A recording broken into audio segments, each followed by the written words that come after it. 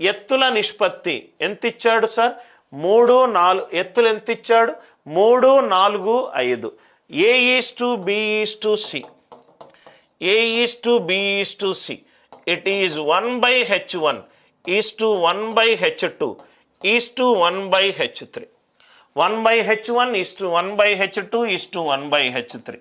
1/3 is to 1/4 is to 1/5. ఈ మూడిటి యొక్క LCM కాసాగుతోటి లబ్ధం చేస్తున్నాం.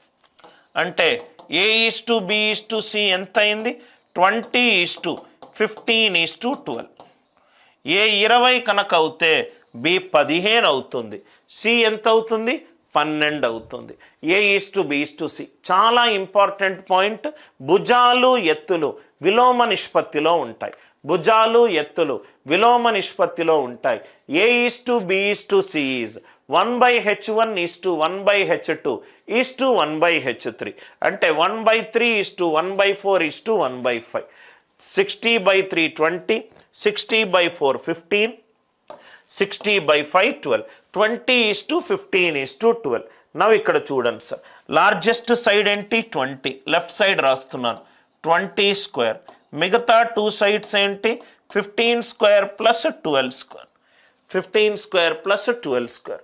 20 స్క్వేర్ ఏమో 400, ఇది 225, ఇది 144. ఇది ఎంత అవుతుంది? 369. 400 గ్రేటర్ దాన్ 369. 400 greater than 369. ఏ త్రిభుజం ఫామ్ అయింది సార్?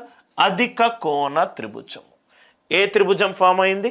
అధిక కోణ త్రిభుజం. A:B:C is 1/H1 is to 1/H2 is to 1/H3. 1/3 is to 1/4 is to 1/5 into 60. 60/3 20.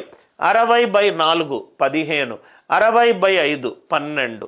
20 is to 15 is to 12. 20 square 400. 15 square 225.